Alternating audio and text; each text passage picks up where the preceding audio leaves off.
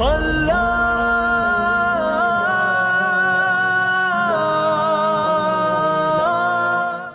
अलैकुम वरहमतुल्लाहि वबरकातुह। किसी भी घर की सबसे बड़ी खुशी ये होती है कि उस घर में अल्लाह ताला तंदुरुस्त बच्चा अता फ़रमा दे। जिस घर में किलकारियाँ नहीं गूंजती हैं उन घर वालों को काफ़ी एहसास होता है, काफ़ी वो गमज़दा होते हैं। अल्लाह तबारक व ताला हर घराने को खुशियों से भर दे। अब दोस्तों बुज़ुर्गों, घर में बच्चा पैदा हुआ तो ये बच्चा पैदा होने के बाद इस्लाम के हमारे ऊपर क्या क्या अहकामात उस वक्त लागू होते हैं, वो क्या उमूर होते हैं जो इस्लाम की रोशनी में, शरीयत की रोशनी में हमें करना चाहिए। हमारे नबी सल्लल्लाहु अलैहि वसल्लम ने जो हमें हुक्म दिया है इस बारे में 7 चीज़ें हैं। घर में जब बच्चा पैदा हो तो वो हर घर के अफराद को करना चाहिए, माँ बाप को इसकी ज़्यादा फ़िक्र करनी चाहिए। वो 7 काम क्या हैं, इंशाअल्लाह मैं मुख्तसरन आपके सामने उन सबको बयान करता हूँ।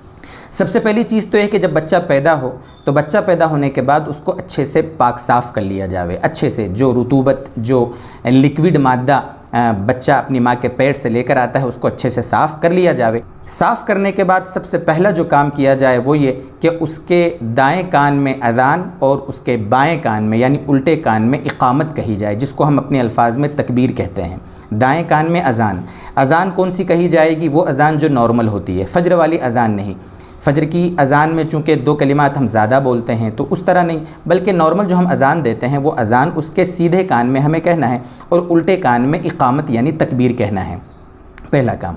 अच्छा, ये जो अज़ान देने का मसला है इसमें 2-3 बातें जहन में रखना है। एक चीज़ तो यह है कि उलमा ने लिखा है कि अज़ान देने वाला उसका रुख यानी क़िबले की तरफ हो, ये बेहतर है। अज़ान देते वक्त जिस तरह हम नमाज की अज़ान देते हैं उसमें क़िबले की तरफ मुँह करते हैं, तो बच्चे को इस तरीक़े से मतलब गोद में लिया जावे कि अज़ान जो दे उसका मुँह क़िबले की तरफ हो। बच्चे का रुख किधर भी हो उससे कोई मतलब नहीं है। दूसरी चीज़ ये कि जब बच्चे के कान में अज़ान दी जावे तो उलमा ने वहाँ भी बेहतर और मुस्तहब ये लिखा है कि अज़ान देने वाला दाएं और बाएं घूमे, वहाँ पर भी अपना मुंह हल्का सा दाईं तरफ हयाल सलाह में और हयाल फलाह में बाईं तरफ करे। ये भी यानी बच्चे के कान में अज़ान देते वक्त मुस्तहब है। हाँ, अलबत्ता जब हम नमाज की अज़ान देते हैं उस वक्त जो कान में उंगलियाँ डालते हैं इस तरीक़े से, तो बच्चे के कान में जब अज़ान देंगे उस वक्त कानों में उंगलियाँ नहीं डालना है। ये है अज़ान देने का मसला जो सबसे पहले हमें बच्चा पैदा होने के बाद करना है। दूसरा काम हमें ये करना है कि तहनीक ये हमारे नबी सल्लल्लाहु अलैहि वसल्लम की सुन्नत है, लेकिन बहुत सारे मुसलमान अभी जानते नहीं हैं इसको। तहनीक का मतलब ये होता है कि हमारे आसपास, हमारे इलाके में, हमारे गांव में, शहर में, महल्ले में, बस्ती में अगर कोई अल्लाह वाला शख्स है, नेक आदमी है, जिसकी सदाकत, जिसकी शराफत सबके यहाँ मुसल्लम हो, ऐसा जो नेक आदमी होता है, अगर कोई अल्लाह वाला ऐसा मशहूर नहीं भी है और कोई 5 वक्त का नमाजी दीनदार आदमी कोई है तो उससे तहनीक कराई जाए बच्चे की। तहनीक का मतलब ये होता है कि खजूर हो या शहद हो या कोई भी मीठी चीज़ जिसको बच्चा आसानी से चूस सके, तो इस तरीके से वो चीज़ वो अल्लाह वाला आदमी, वो नेक आदमी अपने मुंह में उसको नरम करके अपना लुआब दहन उसमें चूँकि मिल जाएगा, उसके बाद वो चीज़ उस बच्चे के तालू में लगा दी जावे ताकि बच्चा उसको धीरे धीरे चूसता रहे और बच्चा पैदा होने के बाद बच्चे के पेट में सबसे पहले उस अल्लाह वाले का लुआब इस तहनीक के ज़रिए से पहुँचे। ये सुन्नत है। इससे उस अल्लाह वाले की जो विलायत है, उसकी जो बरकतें हैं, उसकी जो नेकी है, सलाह और तक़वा है, उसके असरात बच्चे में मुंतकिल होते हैं। हमारे नबी सल्लल्लाहु अलैहि वसल्लम ने कई बच्चों की तहनीक फरमाई है और उलमा ने बाकायदा इसको सुन्नत लिखा है, इसलिए इसका अहतमाम करना चाहिए। ये तहनीक कोई अल्लाह वाली खातून से भी कराई जा सकती है और इसी तरीके से किसी अल्लाह वाले मर्द से भी इसको कराया जा सकता है। ये कराना। चौथा काम हमें ये करना है बच्चा पैदा होने के बाद कि उसका अक़ीक़ा करना है। अक़ीक़ा कैसे करना है, क्या करना है, इस बारे में मुस्तकिल हमारे एक डिटेल में वीडियो मौजूद है। शुरू में जब हमने चैनल बनाया था तभी उसको अपलोड किया था। उसकी क्वालिटी थोड़ी कमज़ोर हो सकती है, लेकिन बहरहाल उसकी लिंक हम डिस्क्रिप्शन बॉक्स में दे देंगे, वहाँ से आप अक़ीक़े के सारे मसाइल मालूम कर सकते हैं, उसको वहाँ से देख लीजिएगा। 5वां काम हमें ये करना है कि जो बच्चा पैदा हुआ है और अपनी माँ के पेट से अपने सर में जो बाल लेकर आया है, जो बाल यानी जो पैदाइश के साथ आते हैं, उन बालों को जब भी आप या तो 7वें दिन, 14वें दिन, 21वें दिन जब भी आप अक़ीक़ा कर रहे हैं उस वक्त, या अक़ीक़ा अगर बाद में करें तब भी, अगर आप उस बच्चे के जो सबसे पहली मरतबा बाल काट रहे हैं तो उन बालों के वज़न के बराबर चांदी सदका करना ये मुस्तहब है। यहाँ इस मसले में आम तौर पर गलतफहमी हो जाती है कि कैसे सदका करना बालों के बराबर। भाई आसान मसला है। मान लो वो बाल 5 ग्राम निकले हैं, मिसाल के तौर पर शुरू में कम ही बाल निकलेंगे, तो वो 5 ग्राम बाल, मिसाल दे रहा हूँ मैं आपको, वो 5 ग्राम बाल, तो आप अंदाज़ा कर लें कि 5 ग्राम चांदी मार्केट में कितने की आ रही है। अगर 50,000 रुपये किलो चांदी है तो 5 ग्राम के 250 रुपये बनेंगे, 250 रुपये।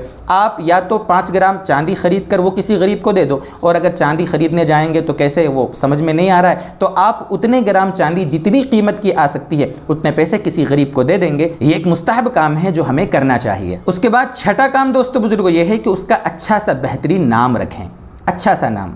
आजकल जो फैशन चला है, नए के चक्कर में अजीब बेमाना नाम, मुहम्मल नाम सीरियलों और फिल्मों में देख कर लोग रख रहे हैं, तो अच्छा सा नाम रखें। और अब नाम कौन सा अच्छा रखें, इस बारे में हमारे तकरीबन 4 वीडियो मौजूद हैं चैनल पर।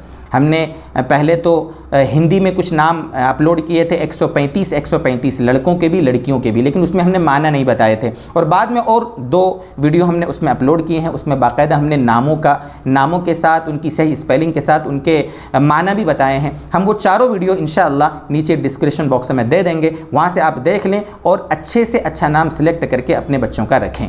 बच्चों पर नाम का असर पड़ता है, उल्टे सीधे नाम रखेंगे उनका फिर उल्टा सीधा असर पड़ता है, इसलिए अच्छा सा बेहतरीन नाम मुंतखब करें और अपने बच्चे का वो नाम रखें। अच्छा नाम कब रखना है, उलमा ने लिखा है कि 7वें दिन रख दें बेहतर है, पहले रख देंगे तो भी चलेगा। बच्चा माँ के पेट में हो, बहुत से लोग तब भी नाम रख देते हैं, कोई दिक्कत नहीं। हाँ, ताख़ीर से नाम रखना भी जायज़ है, लेकिन जितनी जल्दी नाम रख दो उतना अच्छा है। और 7वां काम हमें यह करना है दोस्तों बुजुर्गों, आखिरी जो बचपन में वो करना है कि उस बच्चे की ख़तना करना है। अगर लड़का है तो उसकी ख़तना करना है। ख़तने की उम्र क्या हो, उस बारे में उलमा फरमाते हैं नाबालिगी के ज़माने में कभी भी आप उसकी ख़तना कर सकते हैं। जैसे बहुत सारे इलाक़ों में बचपन में जब वो 7 दिन का होता है, 8 दिन का, 10 दिन का, तभी ख़तना करा देते हैं। बहुत से तो 1-2 दिन का होता है तभी ख़तना कर देते हैं। ठीक है, जैसा भी जिसके यहाँ रिवाज हो, सहूलत हो, संभालने वालों को जैसी सहूलत हो उसके हिसाब से वो फ़ैसला कर दें। लेकिन बहुत से लोग 3 साल, 4 साल, 5 साल की उम्र में भी अपने बच्चों की ख़तना कराते हैं, तो भी कोई हर्ज नहीं है। बस इतना है कि बच्चा जब तक नाबालिग हो तब उसकी ख़तना करा देनी चाहिए। ये ख़तना कराना इस्लाम का शिआर है, हमारे नबी सल्लल्लाहु अलैहि वसल्लम की बड़ी अजीम सुन्नत है, इसलिए इसका ध्यान रखना चाहिए। ये कुछ बातें थी जिनका ख्याल रखना हमें बहुत ज़रूरी है। अल्लाह तबारक व तआला सारे घरानों को बच्चे की खुशी से भर दे, और अल्लाह तबारक व तआला सारे बे औलादों को औलाद सालिहा की दौलत से माला माल फरमाए। व आखिर दावाना अनिल हम्दुलिल्लाहि रब्बिल आलमीन।